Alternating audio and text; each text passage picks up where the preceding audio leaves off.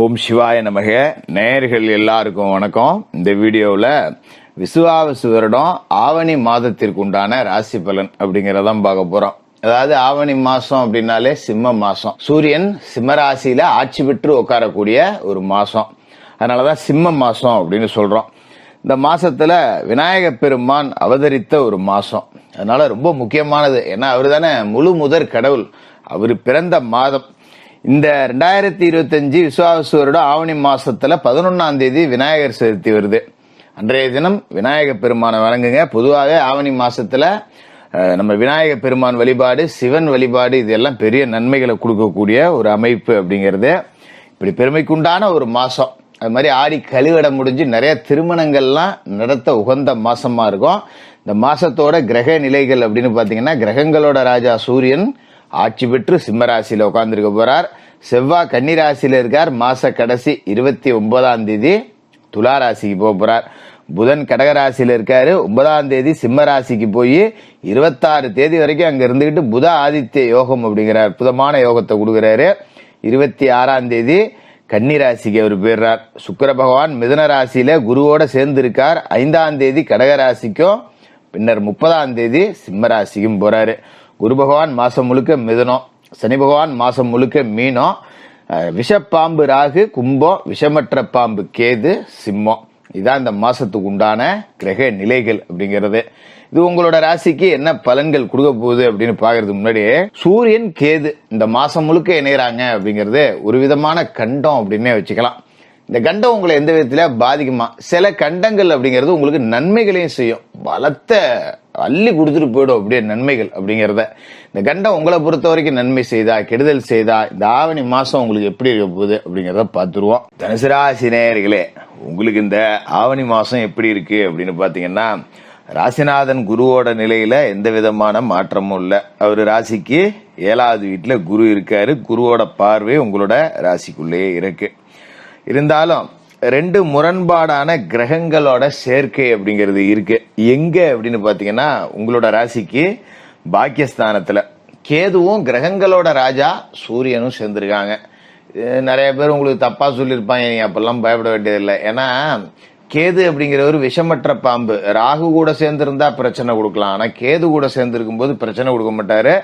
2வது முக்கியமான விஷயம் அப்படின்னு பாத்தீங்கன்னா, இந்த 9ஆம் இடத்திற்கு உண்டான ஆதிபந்தம் எல்லாமே காலி ஆயிடும் அப்படின்லாம் சிலர் சொல்லியிருப்பாங்க. இந்த 9ஆம் வீடு அப்படிங்கிறது பாத்தீங்கன்னா, தந்தையை குறிக்கக்கூடியது, அதிர்ஷ்டத்தை குறிக்கக்கூடியது, வெளிநாட்டு பயணத்தை குறிக்கக்கூடியது, சொந்த வீட்டை குறிக்கக்கூடிய அமைப்பு. இதெல்லாம் சரி இருக்காது அப்படின்னு சொல்லுவாங்க. பயப்படாதீங்க. ஏன்னா கேதுவோட சூரியன் சேர்ந்திருக்கப்ப சூரியன் நீசமாவோ இல்ல சூரியன் வலுவிழந்தோ அஸ்தமனமாயோ இருந்தாதான் அந்த பிரச்சனை. ஆனா இப்ப சூரியன் ஆட்சி பெற்று உட்கார்ந்துருக்கார். அதை பார்க்கணும். எங்க கேதுவுக்கு வீடு கொடுத்தது யாரு? சூரியன்.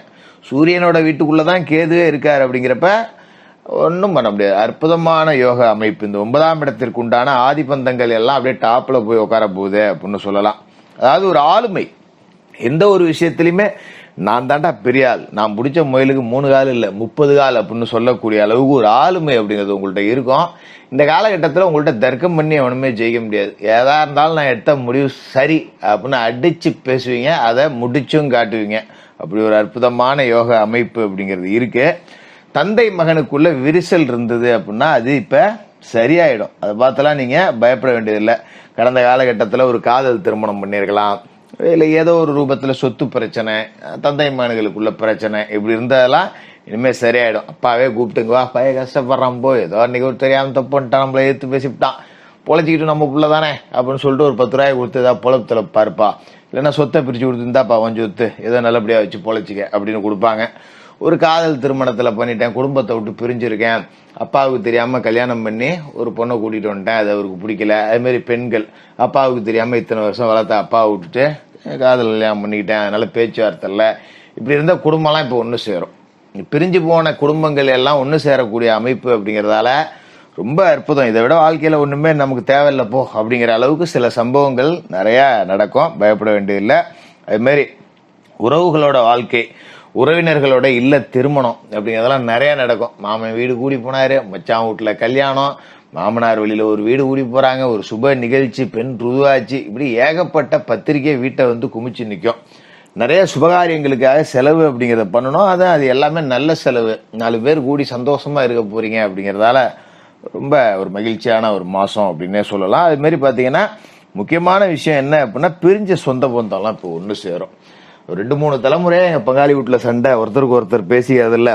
அந்த காலகட்டத்தில் அப்படியே சொத்துக்காக அடிச்சுக்கிட்டாங்க, போயிட்டாங்க, வந்துட்டாங்க, அப்படியே நாங்களும் அதுலேருந்தே அப்படியே ஓட்டிக்கிட்டு இருக்கோம் அப்படின்னு இருந்தவங்கலாம் இப்போ ஒன்று சேருவீங்க. சரிப்போ ஏதோ தாத்தன் முப்பாட்டம் காலத்தில் தான் சொத்து கித்து 1/2 அடி 1/4 அடி 2 அடி வாய்க்கா வரப்புன்னு சண்டை போட்டு கிடந்தாங்க. நம்மளாவது ஒத்துமையா இருப்போம்டா வாடா அப்படின்னு சொல்லிட்டு இப்போ பங்காளிகள் சகிதமாக போய் குலதெய்வத்தை பூஜை பண்ணீங்க அப்படின்னா குலதெய்வம் குளிர்ந்து போகும். அப்படி ஒரு அற்புதமான அமைப்பு அப்படிங்கிறது இந்த காலகட்டத்தில் உங்களுக்கு கிடைக்கும். அது மாதிரி இந்த மாசம் தொடங்கி 5ஆம் தேதி கடகராசிக்கு சுக்கிரன் போறார். 6க்கும் 11க்கும் அதிபதியான சுக்கிரன் 8வது வீட்டுக்கு போறார். அப்படிங்கிறது தான் கெட்டவன் கெட்டிடில் கிட்டிடும் ராஜயோகம். ஏன்னா 6க்கு அதிபதி 8க்கு போறார். அப்படிங்கிறப்ப எதிர்பாராத இனங்கள் அப்படிங்கிறதுல இருந்தெல்லாம் உங்களுக்கு நன்மைகள் நடக்கும். நிறைய பணம் எதிர்பாராத இடத்துல இருந்தெல்லாம் வரும். பூர்வீக சொத்து விற்பனையா இருக்கலாம், பூர்வீக சொத்து கேஸ் ஜெயிக்கிறதா இருக்கலாம், இல்ல கடந்த காலகட்டங்களில் ஏதாவது காப்பீட்டு நிறுவனத்துல ஒரு வண்டி ஒன்று காணா போச்சு, வண்டி ஒன்று அடிபட்டு போச்சு, இதுலேருந்து நமக்கு ஒரு தொகை வர வேண்டியது இருக்கு, அந்த மாதிரிலாம் இருந்த அமைப்பு அப்படிங்கிறதெல்லாம் இப்ப உங்களுக்கு கிடைக்கும். நல்லா பயன்படுத்திங்க. அது மாதிரி இடையூறு செய்தவர்கள் எல்லாம் உங்களை விட்டு விலகிடுவாங்க. நம்ம கூட்டத்திலேயே ஒரு கருப்பாடு ஒன்று இருந்திருக்கும். நம்ம வீணா போகணும்னு நினைக்கிறதுக்குன்னே ஊருக்கு 4 பேர் இருப்பான் தெரியுங்களா, அதுல ஒருத்தனை அடையாளம் கண்டுபிடிச்சி விரட்டி விட்டுருவீங்க. நம்ம கூட நல்லா தான் சிரிச்சு பேசிட்டு இருப்பான், கூட வேலை செய்யறவன் ஆபீஸ்ல நல்லா தான் இருப்பான், நம்மள அந்தாண்ட போய் வத்தி வைப்பான். அந்த மாதிரி ஆளுங்கெல்லாம் இப்ப உங்களை விட்டு விலகி போயிடுவாங்க. உங்களை சுத்தி இருக்கிறவங்க எல்லாமே நீங்க நல்லா இருக்கணும்னு நினைக்கிற ஆளுங்களா இருப்பாங்க. அந்த அளவுக்கு ஒரு நல்ல மாற்றம் அப்படிங்கிறது இதுல கிடைக்குது. ஆவணி 9ஆம் தேதி சிம்மராசிக்கு புதன் வரார். ஏற்கனவே அங்க யார் இருக்கா? சூரியனும் கேதுவும் இருக்காங்க. அவரோட இப்ப புதனும் போறார். 7க்கும் 10க்கும் அதிபதி 9வது வீட்டுக்கு வரார். அப்படிங்கிறப்ப எல்லா வகையிலும் நன்மை. பிள்ளைகளால வந்த பிரச்சனை சரியாகும். அதனாலதான் நான் ஏற்கனவே சொன்னேன், காதல் உறவுகள்ல பிரிஞ்சு போனவங்களாம் கூட இந்த காலகட்டத்தில் ஒன்று சேரலாம் அப்படின்னு. அது மாதிரி பிள்ளைகள் படிக்கல ஒழுங்கா அப்படின்னு கூட இப்ப கல்வி நல்லா இருக்கும். புதாதித்ய யோகம் கிடைக்குது இல்லையா பாகிஸ்தானத்துல. அதனால அதோட படிச்சு முடிச்சுட்டு வேலைக்கு போகாம ஊர் சுத்திட்டு இருக்கிற பிள்ளையோ கூட இப்ப கஷ்டத்தை உணர்ந்து வேலைக்கு போவோம், 10 ரூபா சம்பாரிச்சு கொண்டாடுவோம் அப்படிங்கிற அமைப்பு இருக்கும்.